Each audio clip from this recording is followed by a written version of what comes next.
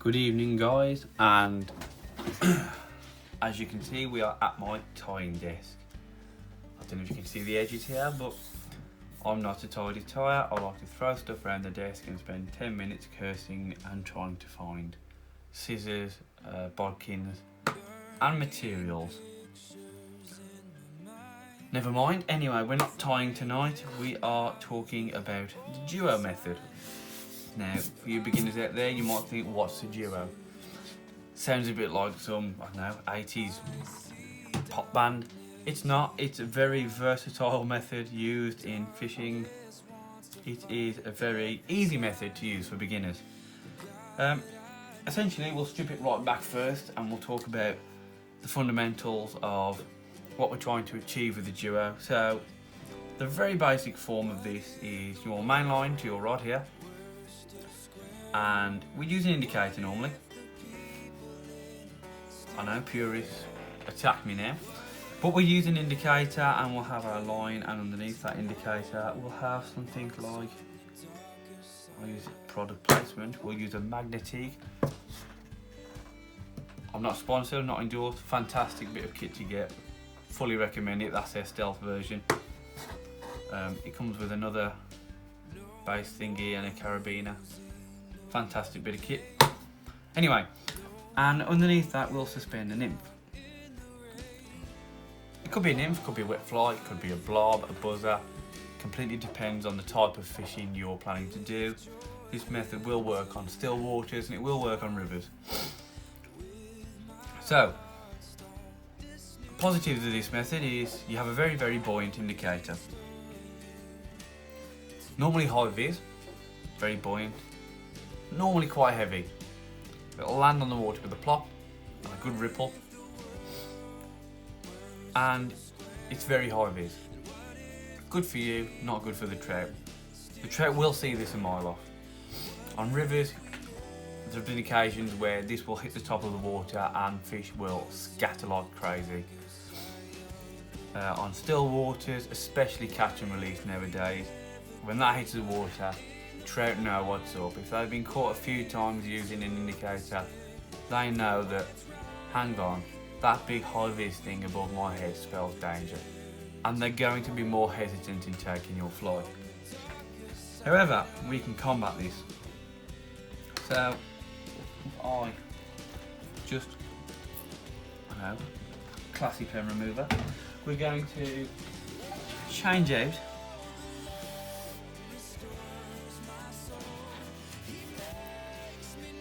our indicator, and we're going to change that, and we're going to change it for a dry fly. In this case, I use a size 12 olive clink hammer. Parachute hackle dry flies are perfect for this because of the amount of buoyancy they provide. I use Parachute Adams, I use clink hammers, big fan of clink hammers on still waters and on rivers. Fantastically versatile fly. But it doesn't just have to be a clink hammer. We can put, say, an LK caddis in. But you can use foam beetles, foam daddies, any fly really that's got high buoyancy that will suspend the nymph. I'm demonstrating here with, I think it's a 4.2mm tungsten bead. And although it's heavy, you will find dry flies that will suspend nymphs of that weight. You'd be surprised at how small a dry fly you can use with a very heavy nymph and it will still hold it up. So experiment and find out a nice finely tuned setup that works for you in your fishing situation. But first of all, we'll just have the clink hammer in again. Benefits. Now, even if your dry fly doesn't imitate a single thing on that day, it could be midwinter and you could be using, on still water, a great big clink hammer when there's no flies emerging. However, a natural looking pattern landing on the top of the water,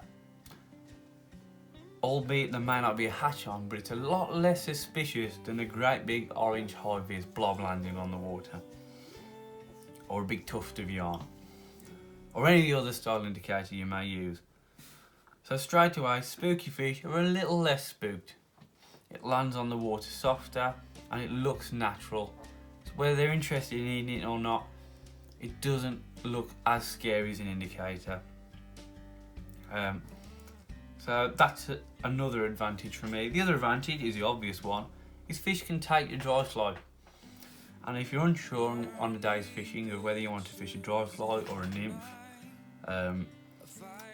you're unsure whether the fish want to take dries or want to take nymphs, this is a perfect method to start with, because you'll use this and you might find that your first 5 tags have come to, okay, let's hope we even get 5 tags a day, but if you do, if your first 5 tags come with a dry fly, you might choose to just cut the nymph off and just fish solely dry fly. And vice versa, if you find all your fish are caught in a nymph, you may want to cut your dry fly off and fish a more direct nymph technique. But this pattern will allow you to see what's working best on your day's fishing. Now, another benefit is if you tie it off the bend, throw a pen everywhere. If you tie this off the bend of the hook, which a lot of people do, it's very, very direct. Any little touch on this fly, any touch on the nymph, any take, anything that causes that fly to move, registers directly on the dry fly. And if you're fishing this in a stream or a river, you'll actually see the hackle of the dry fly in calm water twitch as your fly just rolls the bottom. And that also has another benefit, because if your dry fly is on the surface with a slight twitch as your nymph hits the bottom, the amount of times that a fish will nail that fly, because it can give it a really realistic movement as well. But that's just an added bonus if and when it occurs in that situation. Another benefit, obviously, it's that direct. As a beginner, the thought of casting out 2 flies can be fearful. You can stress about it. You don't have to stress about it. If you tie these as shown here, everything is in line. You're not going to get any more tangles doing this than you are with a single fly, because everything's tied directly. In strong winds, you're not going to get droppers tangling. You won't get the classic twist of a drop around the main line, because everything is in line. So it's perfect, stress-free multi-fly setup to use. Another point, you don't have to use an nymph. You can swap that out for a buzzer, you can swap it out for a wet fly. Perfect on a river. Sometimes I might fish a dry fly and I might see fish coming up, nosing the dry fly, or I'll see fish rising but they don't want to take it dry. So very quickly I can just whip on a bit of tippet, straight off the bend of the hook, straight to the wet fly, and you'll find that may do the thing on the day, that may do the business, and you'll take your fish on the wet fly. Another point I'd like to make is on the dry fly, I don't know where you can see it, I like to fish a barb. In every other situation I'll fish barbless. I fish barb in this situation because if that, that'll do. If that tippet on your dropper gets pulled in this direction for any reason whatsoever, I'm always fearful, and I have had it happen on rare occasions, of that tippet sliding off the end of the hook. If you use a barb, the barb acts as a stop and it stops this occurring. It may just be peace of mind for me, but I prefer that barb. That's my insurance, that's my safety. But as long as you cinch the knot there nice and tight, I use a tuck blood knot, as you would do on tying the hook on. Just nice and tight, cinch it nice and tight, and you're fine. I'd also add that this length of tippet, I like that to be weaker than the line that goes to my dry fly. That way, if the nymph or wet fly gets snagged, stuck up a bush, you're not leaving dangling flies. If it breaks off on a fish, you're not leaving trailing lines and an extra fly that may snag up and cause the fish harm. So just be mindful of that when you're setting up your duo.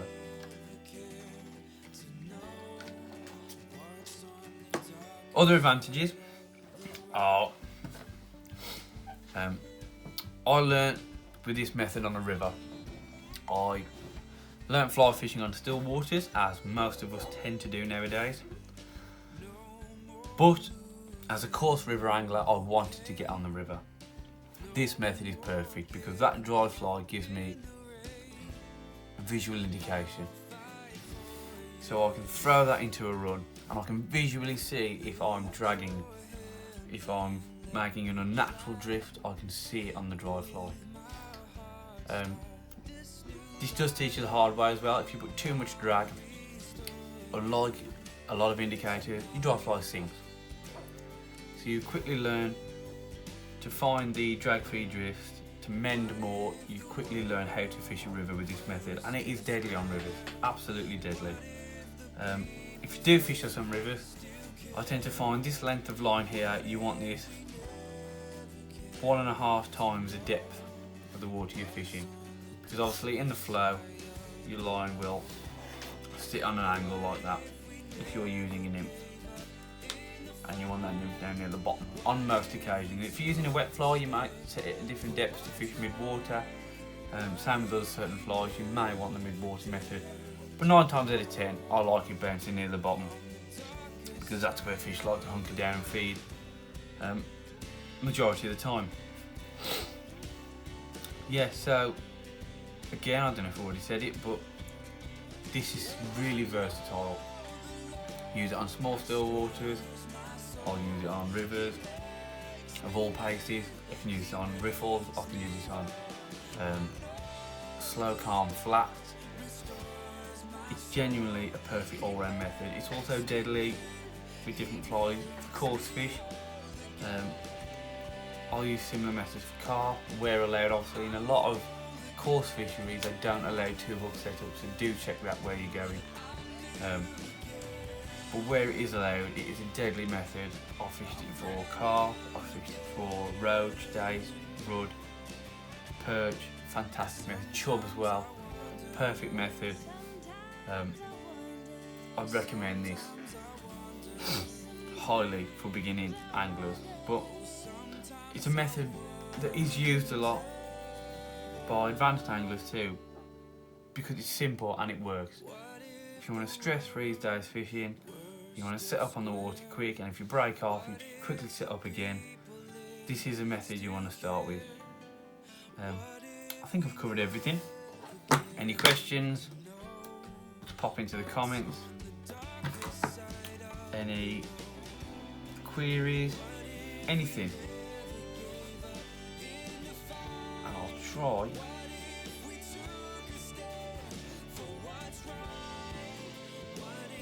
here we go.